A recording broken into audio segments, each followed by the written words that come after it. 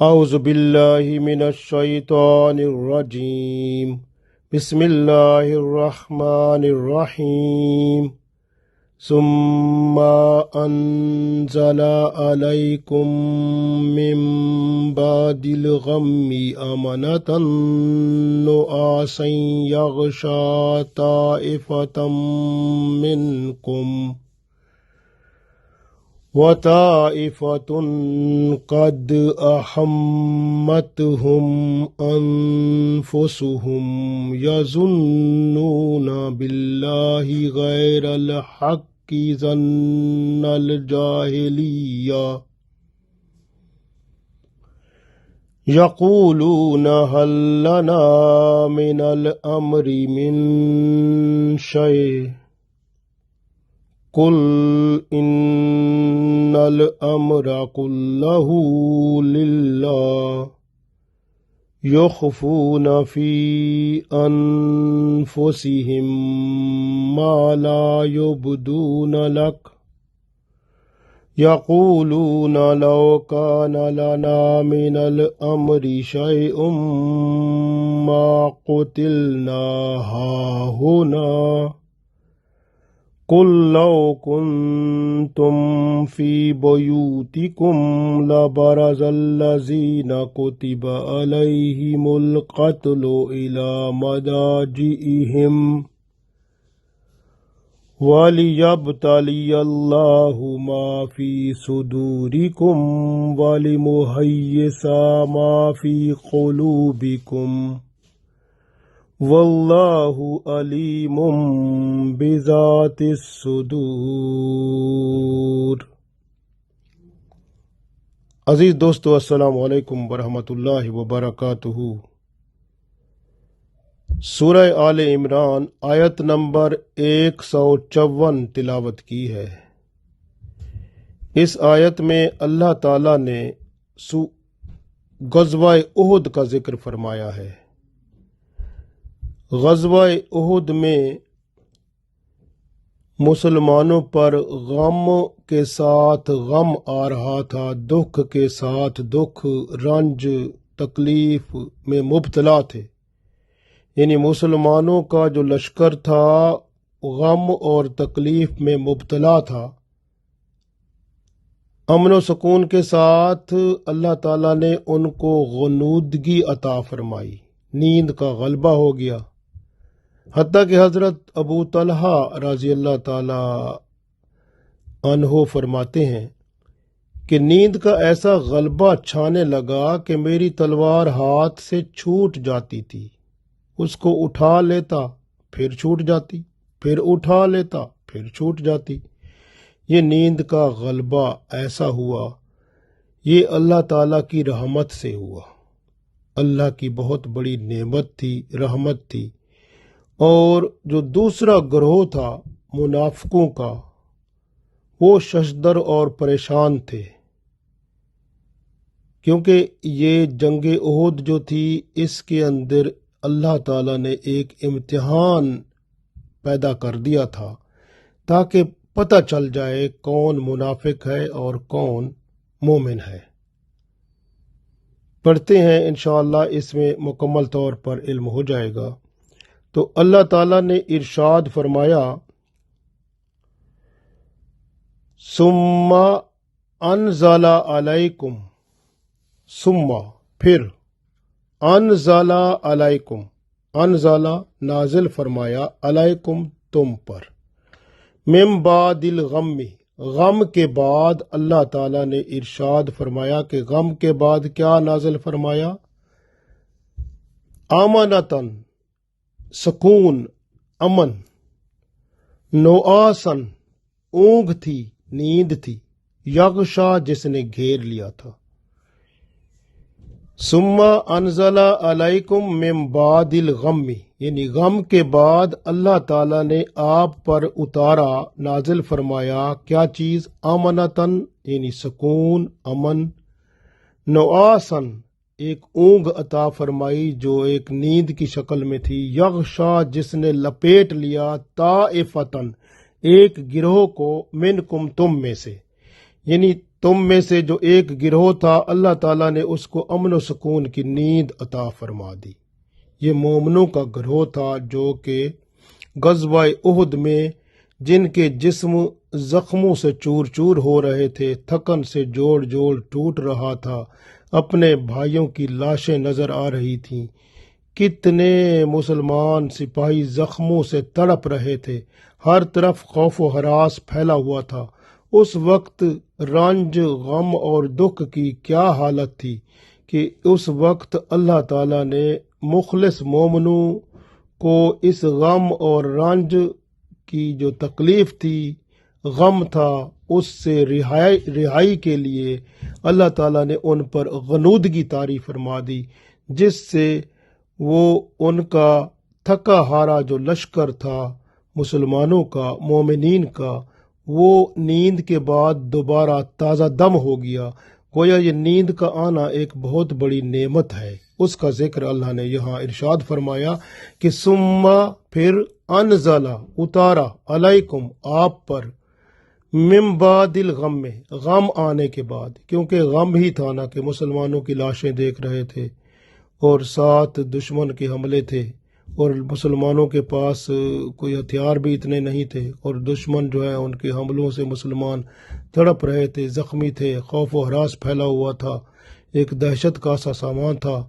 اور اس ساری صورتحال میں مسلمان پریشان، اور اس پر یہ کہ اس غزوہ احد میں یہ بھی شیطان نے شروع کر دی تھی بات کہ بھی رسول اللہ صلی اللہ علیہ وسلم جو ہیں وہ نعوذ باللہ استغفر اللہ شہید ہو گئے ہیں، تو وہ غم بڑھتا گیا۔ اس طرح سے مسلمان جو تھے پریشان حال تھے،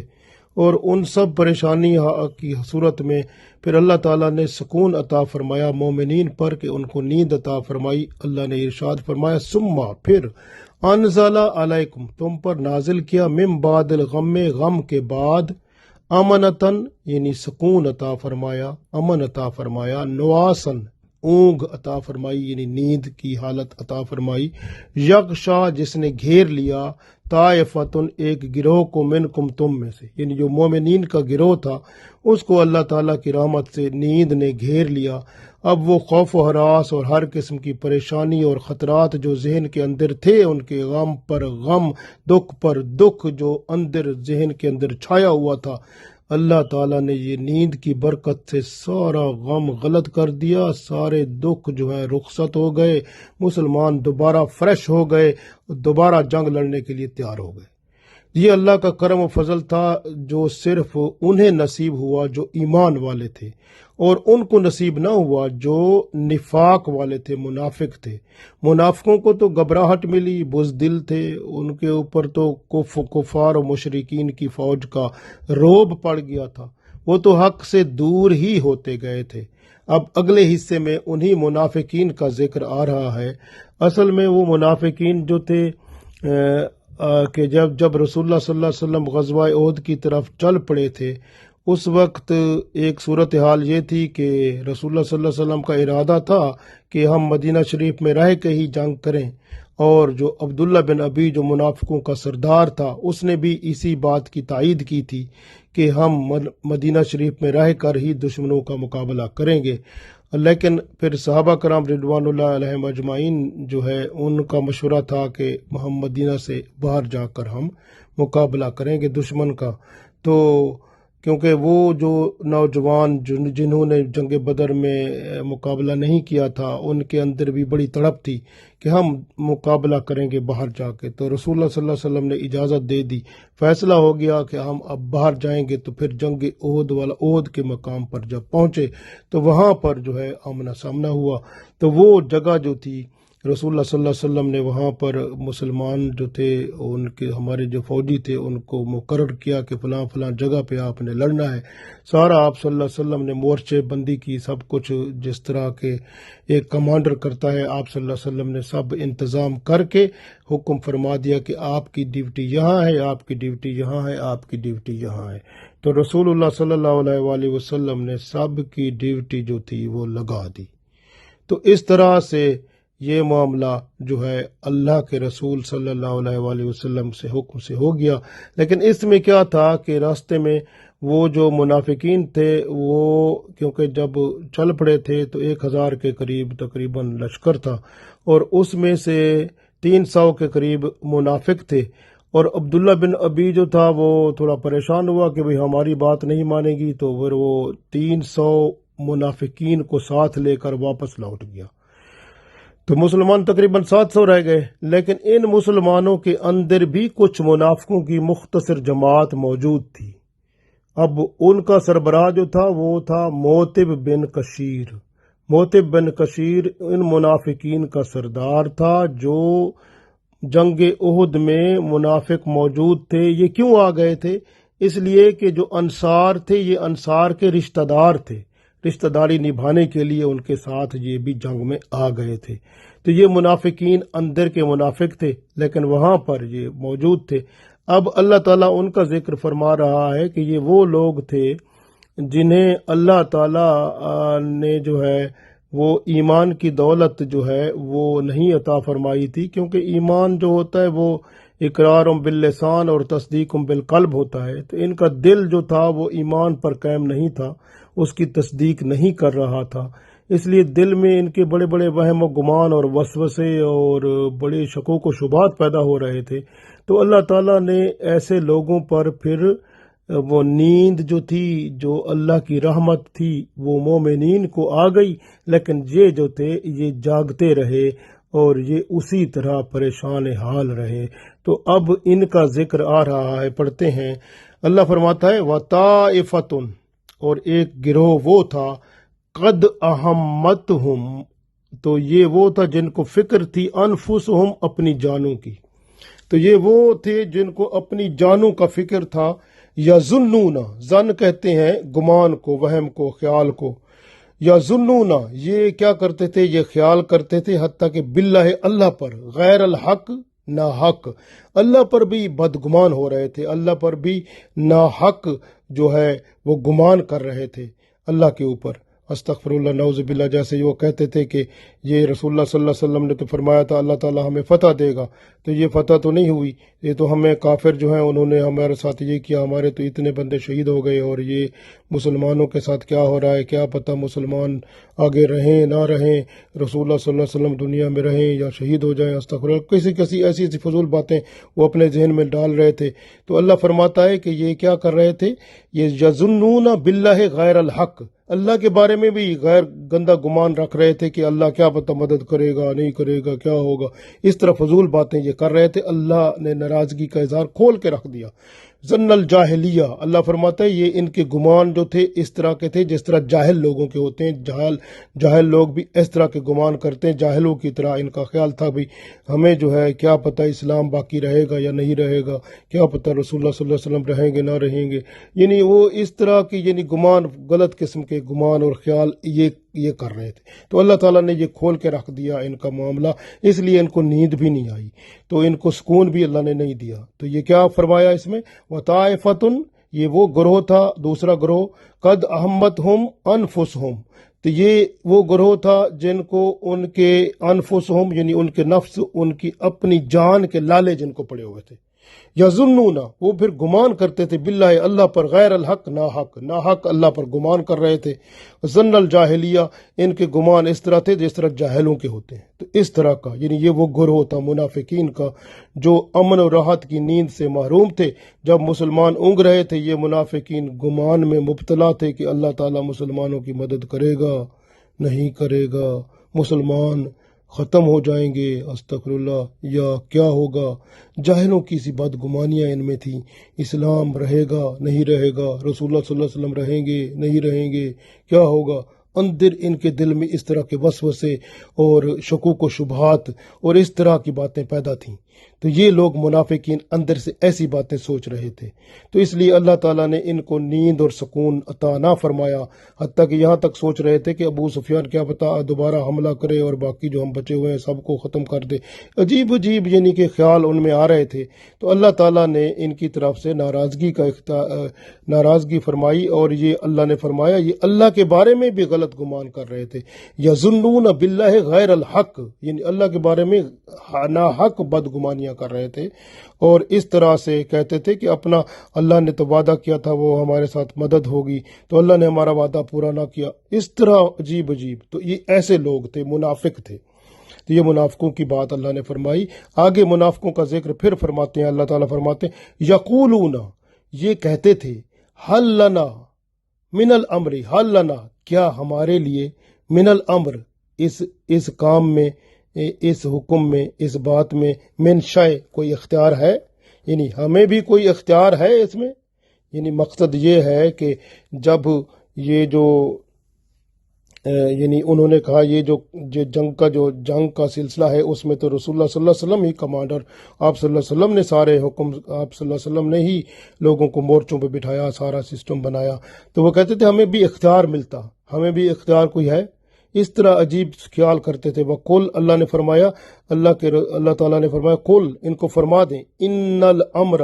بے شک امر یا حکم جو ہے کلہ للہ، اختیار جو ہے وہ سارا، کلہ سارے کا سارا، للہ وہ اللہ کے پاس ہے، اختیار سارا اللہ کا ہے. اب رسول اللہ صلی اللہ علیہ وسلم وہی کام کرتے ہیں جو اللہ کا حکم ہوتا ہے، تو اس لیے اختیار سارا اللہ کے پاس ہے. تو یہ ایسے کہتے تھے، حتیٰ کہ یہاں تک خیال کرتے تھے کہ اگر ہمارے اختیار میں ہوتا تو ہم جنگ میں مارے نہ جاتے، ہمارا اختیار ہوتا تو ہم مدینہ سے باہر ہی نہ نکلتے. عبداللہ بن ابی نے جیسے کہا تھا کہ ہم مدینہ میں رہ کر ہی دشمن سے لڑیں گے، تو یہ اس کے لیے کہتے تھے کہ ہمیں ادھر سے مدینہ میں رہتے تو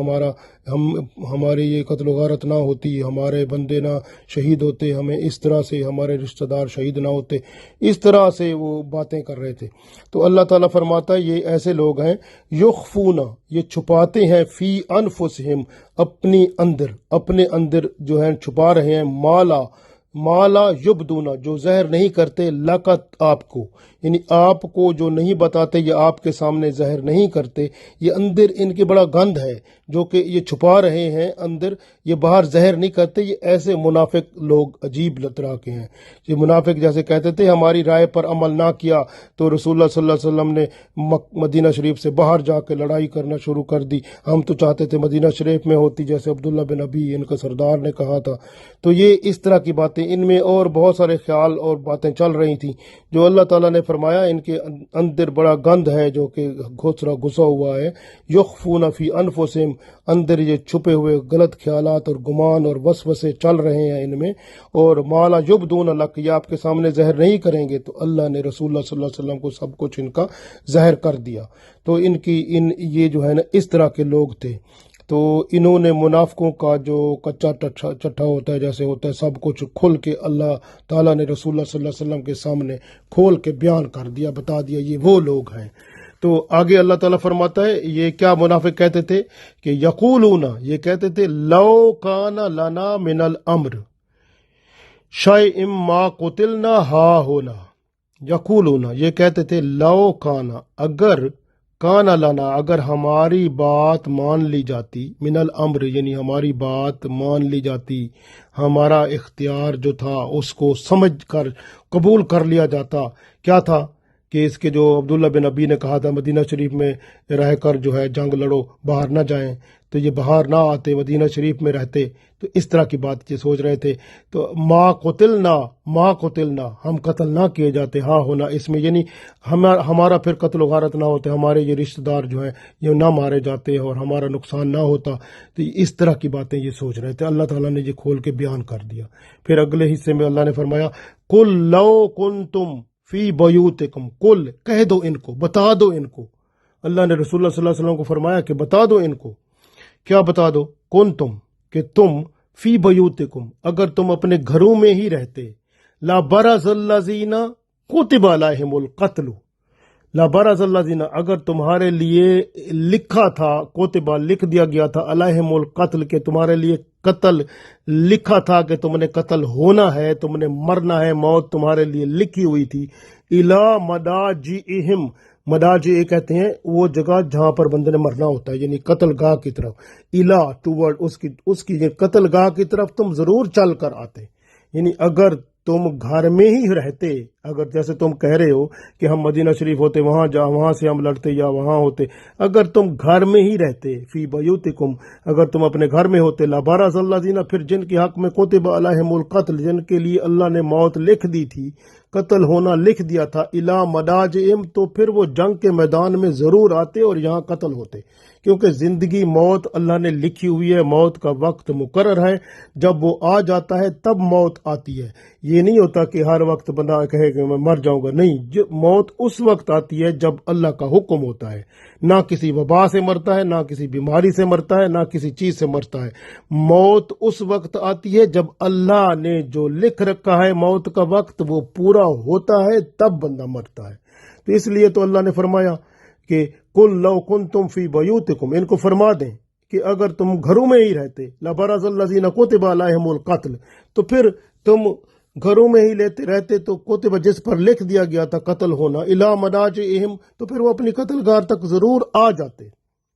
اس طرح یعنی وہاں آ کے مرتے، قتل ہوتے، اللہ نے جب لکھ دیا پھر مرنا تھا۔ تو تم ایسے خام خواہ فضول باتیں نہ کرو۔ اللہ تعالیٰ فرماتا ہے وَلِيَبْتَلِيَ اللَّهُ، یہ پھر اللہ نے یبتلیہ کا مطلب ہوتا ہے کہ آزمانا،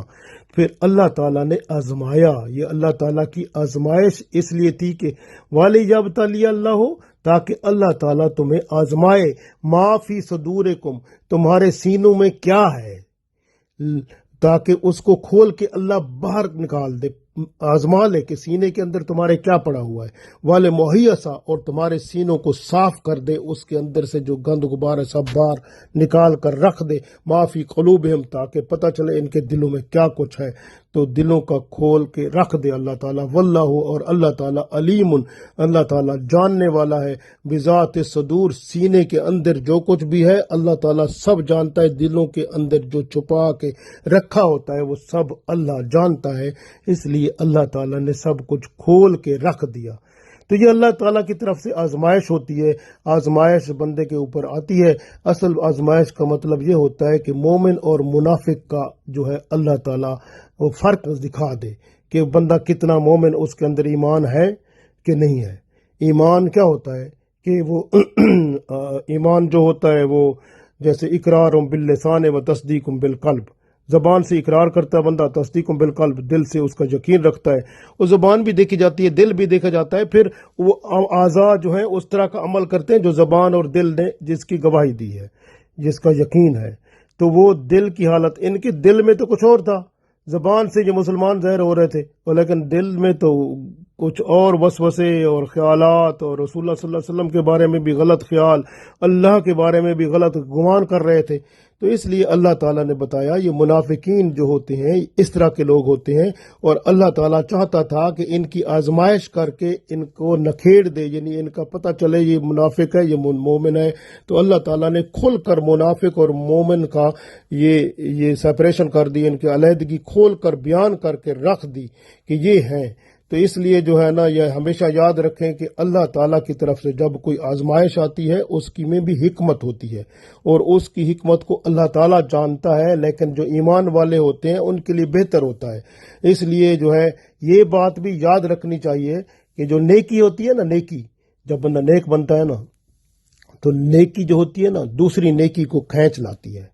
اسی طرح گناہ جو ہوتا ہے نا وہ دوسرے گناہ کو کھینچ لاتا ہے۔ جو منافق ہوتا ہے نا وہ ایک گناہ کرتا ہے نا دوسرا گناہ اس کو کھینچ کر لایا جاتا ہے، یعنی ایک گناہ سے دوسرے میں پڑا، دوسرے سے تیسرے میں پڑا، حتیٰ کہ وہ اپنے دل کو ہی کالا کر بیٹھتا ہے، کیونکہ رسول اللہ صلی اللہ علیہ وسلم نے فرمایا تھا کہ جب بندہ گناہ کرتا ہے تو اس کے دل پر کالا نشان پڑ جاتا ہے، تو جب وہ دوسرا گناہ کرے گا دوسرا نشان پڑ جائے گا، اس طرح گناہ کرتا جائے گا، توبہ نہیں کرے گا تو اس کا سارا دل ہی کالا ہو جائے گا، اور جب بندے کا دل کالا ہو جاتا ہے نا